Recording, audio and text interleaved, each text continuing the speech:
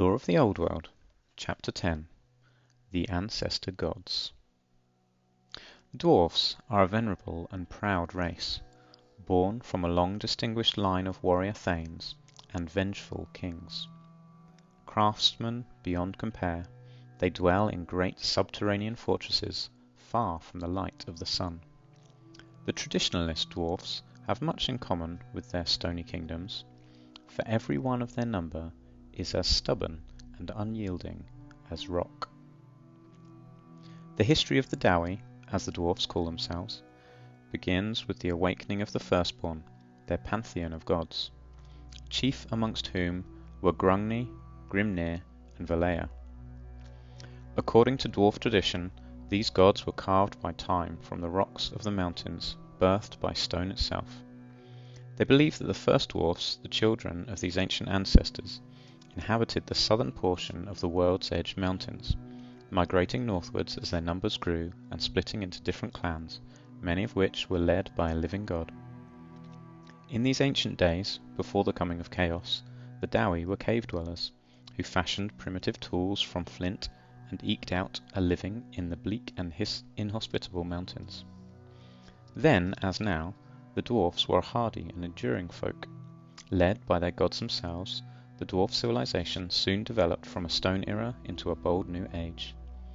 With the iron, then steel, weapons, and armour that Grungni, the Forge Father, taught them to make, the dwarfs were able to fight off the terrors of the mountains and expand into new territory. It was Grimnir, the warrior, who staved off giants, trolls, and marauding orcs, while teaching his charges the art of battle.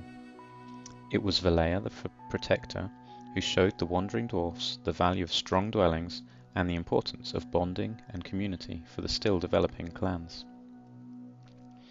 As the dwarfs spread throughout the mountains, seeking out new veins of precious metals, they founded many strongholds, each a small fortified realm centered around a productive mine, a bastion in the rocky wilderness. The largest of these became known as Carracks in the dwarf tongue, and the glory of these great fortress cities was fabled. Eventually the dwarfs reached the northmost peak of the World's Edge Mountains, a desolate region scattered with the bleached bones of many centuries. They called this cold and barren land Zorn Uzkul, or the Great Skull Land.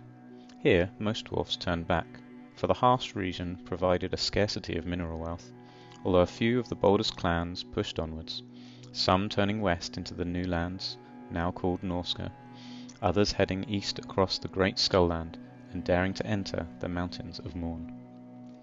Thus was founded the great dwarf realm, the Karaz Angkor.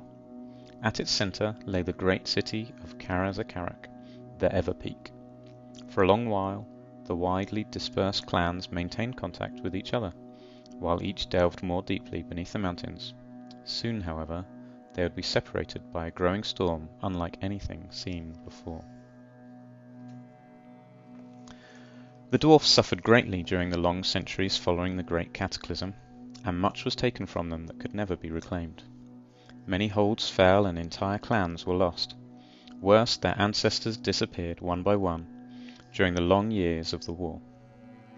Grimnir, as all know, had marched boldly into the north to challenge the dark gods, whilst Grungni, Valea, and their kin returned into the fullness of time to the mountain's heart, going back from whence they came.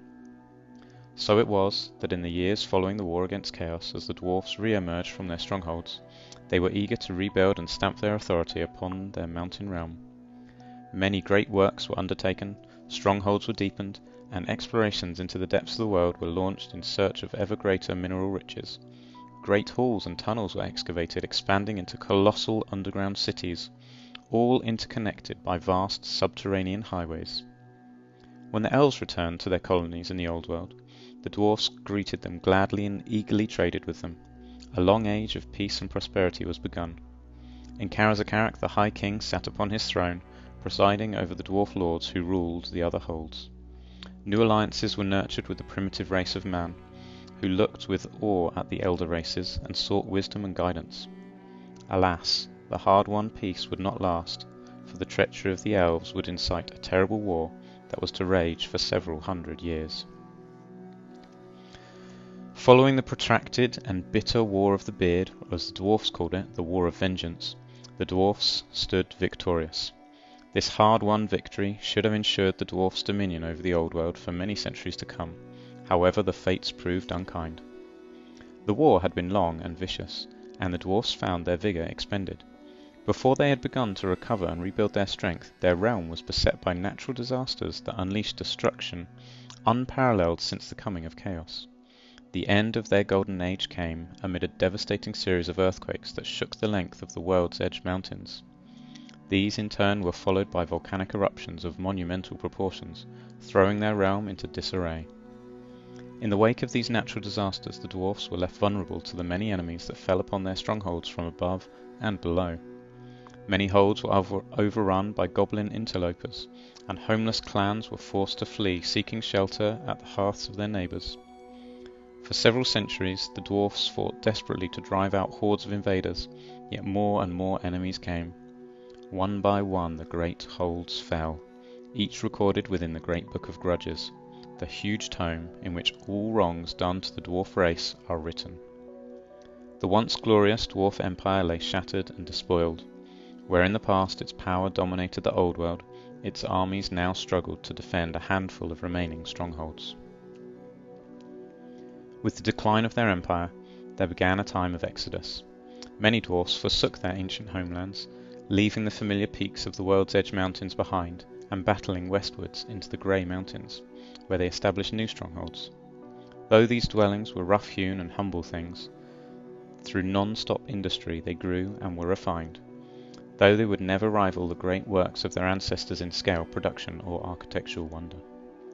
Between the Grey Mountains and the World's Edge Mountains, the dwarfs established new trade routes and refurbished old roadways made when they traded with the elves.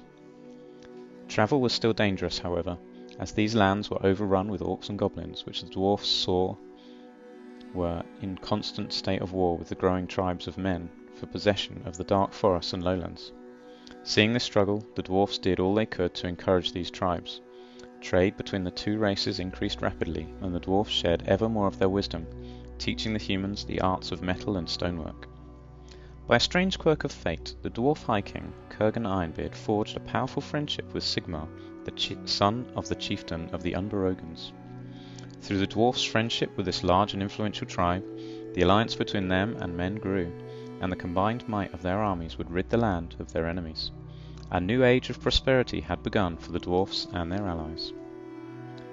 Despite enduring the decline of their once great empire, the dwarfs remain a proud race, and their rigid sense of honour has seen them gradually reclaim much of what was once stolen.